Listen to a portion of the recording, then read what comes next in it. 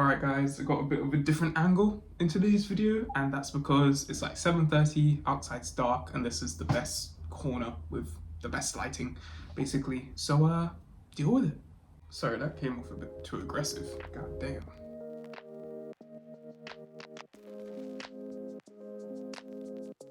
Alright, so a lot of you guys do not want to go to uni. Like, you don't want to do all the studying, or you want practical work experience, or you just want to make money. Honestly, you just want to do an apprenticeship, but you don't know where to start. So I'll try to share my story, try to guide you guys on how I got my apprenticeship, and hopefully you'll learn something along the way, maybe pick up a few tips, or you'll just gain the knowledge of, okay, that's how it works, or yeah, that's where I go to find apprenticeships. Yeah, so this is basically a guide on how I got my apprenticeship at Virgin Media and how you can land yourself a little role in any apprenticeship you want, basically.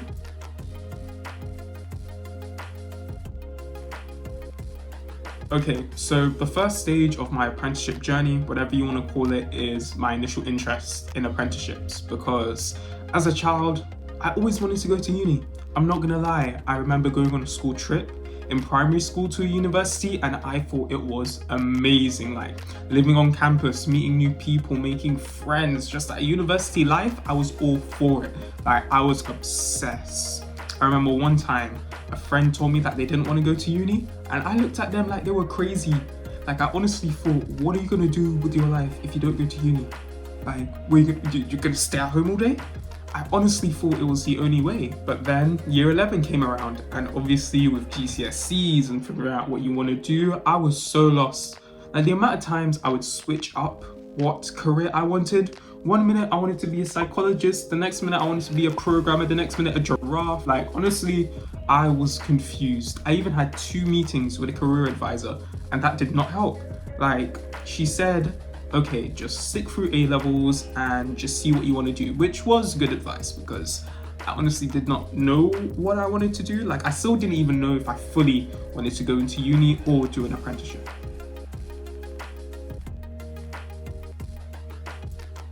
I finished my GCSEs, I got alright grades, mostly 6s, and I just moved on to year 12. Now, in year 12, I did psychology, English literature, and computer science. So I thought, okay, I should do something in one of those 3 fields, right? 2 weeks, probably into English, I was like, no. No, God, please, no! There's no way I'm doing English. Not for me. So then I was like, okay, maybe psychology. I was kind of feeling it for a bit, and then that kind of dropped off. I was like, nah, not something I want to do in the future. So I was left with computer science. Now, I kind of have this on and off relationship with programming. Like, one minute I would love it. I'd be like, oh, this is so creative. I get to use logic, this, that, the third. And then the next minute I'd be like, I hate this. This is so boring. What am I doing with my life? Now, in year 12, you kind of have to pick what course you want to do for university, for your UCAS applications. So I was like, I know I don't want to do psychology, and I know I don't want to do English, and programming, I'm kind of wishy-washy about. So I'll just apply for some software engineering degrees. When I tell you, still didn't know what I wanted to do, still didn't know if I could stick through programming for 4 years in uni, but I just chose it because I had to do something. Anyway, year 13 rolls around and it's crunch time. We have A-level mocks. We have to figure out what we want to do. And I was like, I don't know. I don't know. And honestly, that is perfectly fine. That's normal. Like, a lot of people don't know what they want to do. A lot. Like, it doesn't matter whether you're 13, 30, 60, like, you don't have to know what you want to do. It really just takes like trial and error. Honestly, you just need to try a bunch of different things and see what motivates you, see what makes you passionate. Like, that's kind of how you figure out what you want to do. Just take the time to figure out what you want to do, and if you still don't know, that's fine. You just got to trust your intuition, trust yourself. Anyway, by the time year 13 rolled around, I was like, I'm done with this A-level stuff. I don't want to do uni. I can't be asked to do this for another 4+ years. So I was like, okay, I want to do an apprenticeship. Like, that's what I want to do. I want to work. I want to earn money. I want to do all of that good stuff. But where do you look? I was like, I don't know where to go for this. Like, is there a website that's like every single apprenticeship ever in human history? And there kind of is. I did some research and I found A to Z lists of every apprenticeship, and the link to that will be in the description below.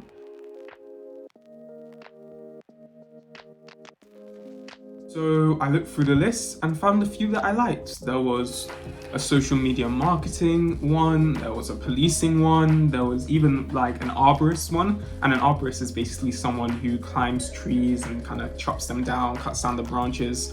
And I was obsessed with that for like a month. I really wanted to do it. But I remember that my mom, like ever since I was a child, could envision me as a police officer for some reason. So that's what I decided to apply for first. I was like, oh, okay, this seems fun. It's something that, you know, when you do it, it's not the same thing every day. You get to interact with people, sure.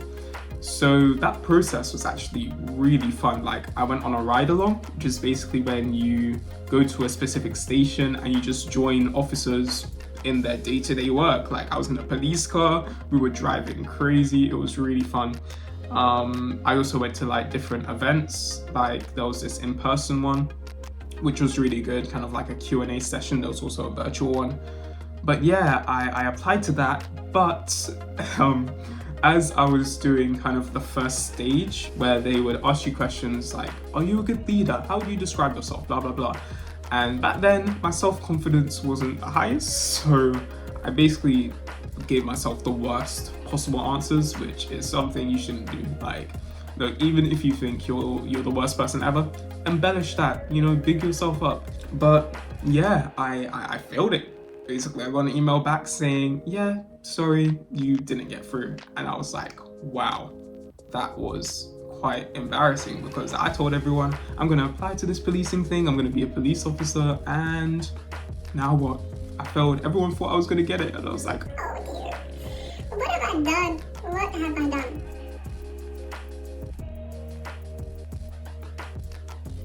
So basically, after failing that kind of first, not really interview, but that test, I guess, for the police apprenticeship, I just applied to a ton. Like when I tell you, most of my days would just be like typing in apprenticeships near me, going on Google, you know, doing the little job listing thing, and just applying.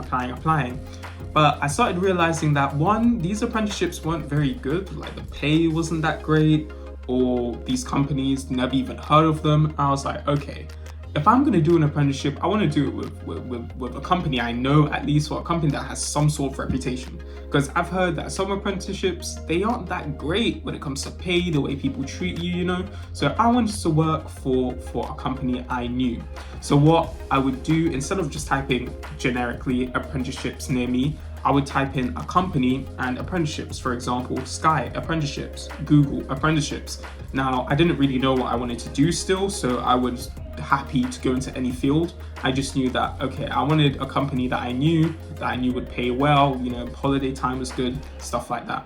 And that's what I did. And that worked so much better for me. So if you're typing in apprenticeships near me, or just doing the generic thing where you go on Google and you go on the kind of job listing thing, I would recommend just applying directly from the source. You don't have to go to third-party job listing websites or anything. Just typing the company, any company you can think of, and bam, just apply there.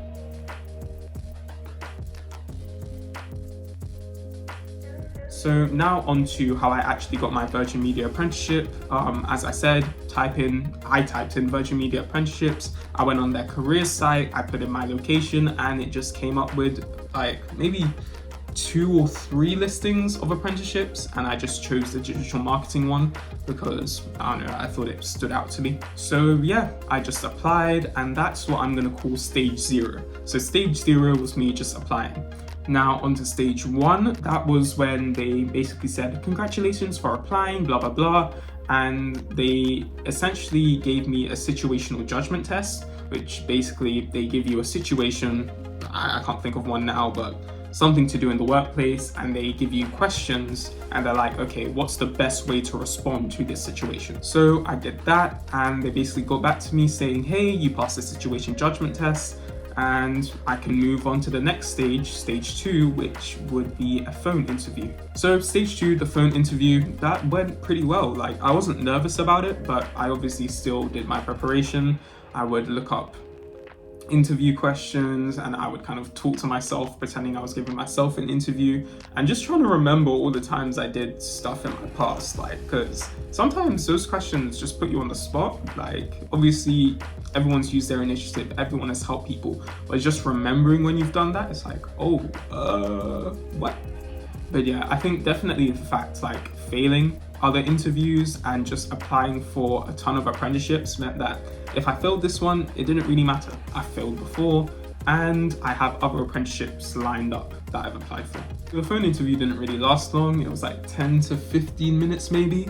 And then they got back to me, I'm trying to think, like definitely within a few weeks. And they were like, hey, you did well in the phone interview, blah, blah, blah. And now we want to get you into a virtual discovery center. All right, so the final stage, stage 3, the discovery center. So basically the virtual discovery center was split into 3 parts. There was a teamwork activity, a case study activity, and a final interview. And before all of that, there was kind of an introduction where we were introduced to the company, its values, its goals, etc. And basically all the candidates. We had like a icebreaker activity where we had to say our names, different hobbies. And when I tell you, I wrote everything down. Like, I have the notebook here.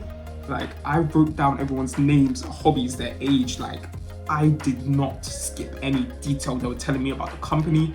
And honestly, didn't have to write down that much probably, but I just needed to get into the mindset of, okay, this is serious. Like, I'm not failing this. I'm not. So after the introduction and the icebreaker activity, we had maybe a 15-minute break, and then we went straight into the teamwork activity. So for the teamwork activity, it was myself and 3 other kind of candidates, and they basically gave us a PowerPoint with a lot of information that we had to read through. I think we had half an hour or maybe 45 minutes to go through it. And then we had 10 or 15 minutes to present that information, and we had to allocate someone in the group to present. And I think that went really well for me.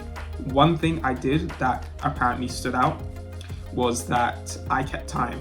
Now, in these different scenarios where they're like, okay, you have 30 minutes to plan and 10 minutes to present, it's really important that you take the initiative and be like, all right, guys, I'm gonna set a timer on my phone for a specific amount of time, and I'll tell you guys when there's 10 minutes left, when 10 minutes have passed, and stuff like that. Like, interviewers like that kind of taking initiative, because it shows that, if you're working for them, like, you're not going to be behind. You're not going to be like, oh, what do I do now? Like, you can take action. You don't need anyone to hold your hand, basically. So yeah, we presented it, all of that went well, and then we moved on to the case study.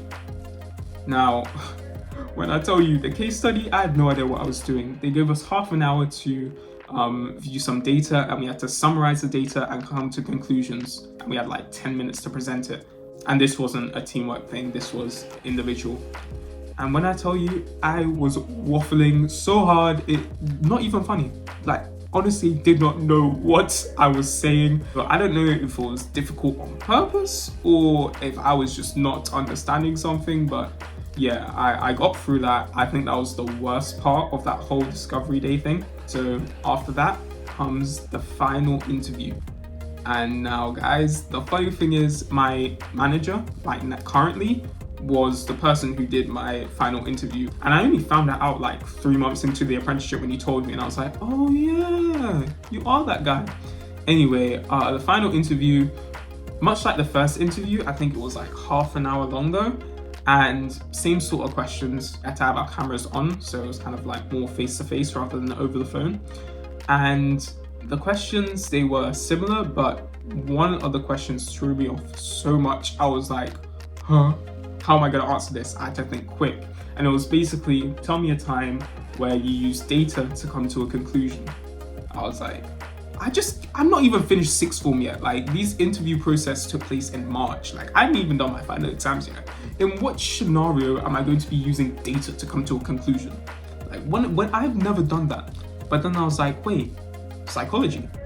I had to conduct an experiment where I created a hypothesis saying that when you study with music, you will remember more or whatever. basically if you study with music, you're likely to remember more, or something like that.